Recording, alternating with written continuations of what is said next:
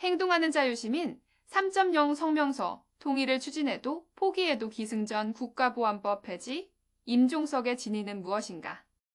언론 보도에 따르면 9월 11일 2024 한반도평화 공동사업추진위원회가 주최한 9.19 평양공동선언 6주년 기념식에서 임종석 전 문재인 대통령 비서실장은 북한은 연초 진행한 노동당 전원회의와 최고인민회의를 통해 남북관계를 적대적인 두 국가관계로 공식 규정했다.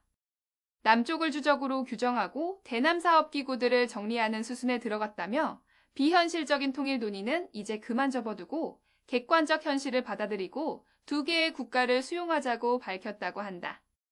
또한 임 전 실장은 통일에 대한 지향과 가치만을 헌법에 남기고 모든 법과 제도, 정책에서 통일을 없애고 헌법 제3조의 영토 조항 삭제, 국가보안법 폐지, 통일부 정리 등을 제언했다고도 한다. 아울러 북한 김정은 위원장을 향해서도 적대적인 두 개의 국가관계는 있을 수 없다며 평화 공존과 화해, 협력을 전제로 하는 새로운 정책이 제시되기를 바란다고 발언했다고도 한다. 이러한 임 전 실장의 주장은 여러 가지 측면에서 우려를 금할 수 없는 것이다. 무엇보다 김정은이 임 전 실장의 제안을 받아들여 이른바 적대적인 두 개의 국가관계를 포기하고 두 개의 국가관계를 형성할 것인가 하는 점에서 실현 가능성에 문제가 있다. 김정은은 지난해 12월 노동당 전원회의에서 남북관계를 적대적 두 국가관계로 규정하는 신노선을 채택한다고 밝힌 바 있다. 김일성 생존 시부터 추진되고 있는 북한의 핵, 미사일 개발은 미국과 북한 간의 관계를 적대관계로 규정하는 북한의 태도에서 출발한다. 현재 북한이 직면한 국제적 고립과 제재, 그에 따른 국가경제의 파탄 역시 미국과 북한 간의 관계를 적대관계로 규정한 북한이 미제의 대북 압살 정책에 대한 대책으로 추진하고 있는 핵, 미사일 개발의 가장 큰 원인이 있다. 북한을 파괴할 수 있지만 한국 피해를 우려해 자제하고 있다는 2019년 10월 20일 당시 미국 오바마 대통령의 발언은 북한이 상정하고 있는 미국의 대북적대 정책이 가상의 것이라는 점을 극명하게 보여준다. 한편 노동당 기관지 노동신문이 한국전쟁 6.25 전쟁은 미국이 핵무기로 자신들을 멸살시키려 단행한 반인륜적 전쟁이라고 비난하며 핵무력 강화의 정당성을 주장한 것은 임 전 실장의 발언이 있기 불과 하루 전의 일이다. 현재 김정은 일가는 수십 년간 이어진 모든 국정 실패의 책임을 실존하지도 않는 미국의 북한에 대한 위협에 전가해 체제 존속을 정당화하며 지탱해 온 지 오래임을 단적으로 보여주는 일이다.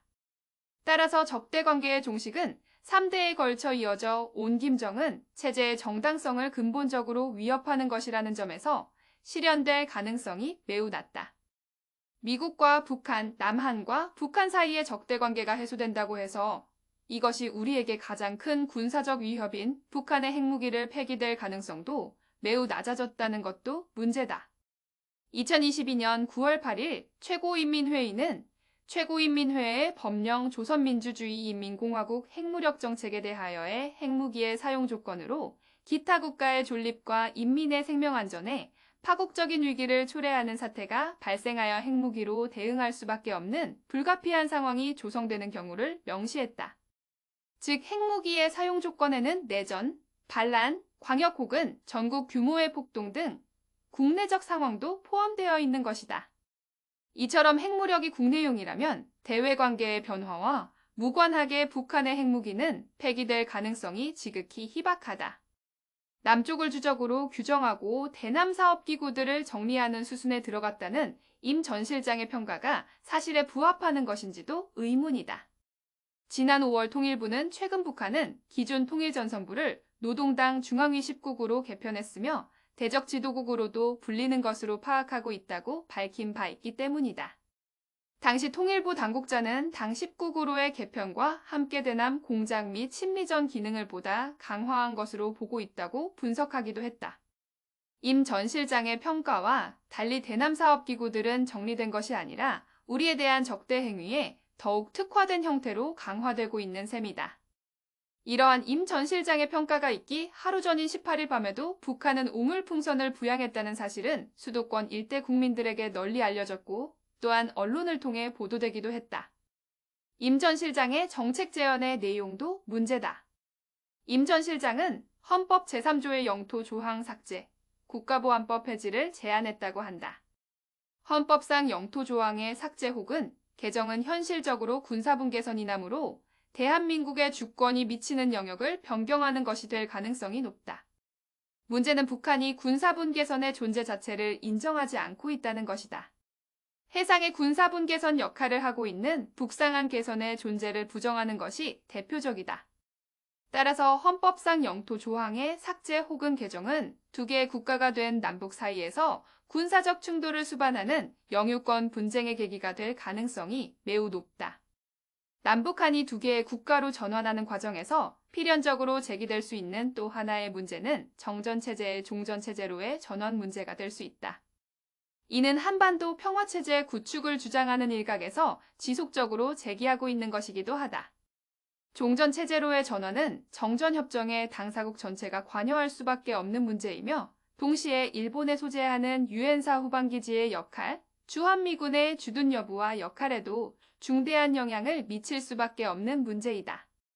따라서 두 개의 국가로 전환하는 문제는 남북한만의 의사로 실현될 수 없는 것이자 대한민국의 안전보장의 근간이 되는 한미동맹의 존속에도 영향을 미칠 수밖에 없는 문제이다. 임 전 실장의 제안 가운데 가장 주목할 만한 것은 국가보안법 폐지 주장이다. 국가보안법은 우리 헌법의 영토 규정에서 근거해 반국가 단체인 북한을 이롭게 하는 다양한 행위를 처벌하는 특별법의 성격을 띠고 있다. 잠입 탈출, 회합 통신, 사냥 공호, 편의 제공, 목적 수행 등이 대표적이다. 구속기간의 연장이나 참고인의 구인, 유치와 같은 특별한 형사소송 절차도 두고 있다. 따라서 일반 형법 등을 개정하는 것으로는 국가보안법을 대체하는 것은 지극히 어려운 일이다. 임 전 실장은 초선 의원 시절인 2000년 이래 국가보안법 폐지를 주장해왔다. 통일을 해야 한다는 주장을 할 때나 통일을 하지 말아야 한다는 주장을 할 때나 언제나 국가보안법 폐지가 결론인 임 전 실장의 정책 제안은 그 진위를 의심할 수밖에 없는 일이다. 임 전 실장 스스로 인정한 바와 같이 통일 주장이 비현실적이라면 진위가 의심스러운 정책 제언을 하기보다는 그 비현실적인 통일 주장을 원천으로 정치에 입문하고 국회의원과 대통령 비서실장을 하며 수십 년에 걸쳐 국정에 관여해왔던 스스로의 생애를 돌아보며 자숙하는 것이 정치인으로서 책임 있는 자세일 것이다. 2024년 9월 20일 행동하는 자유 시민 3.0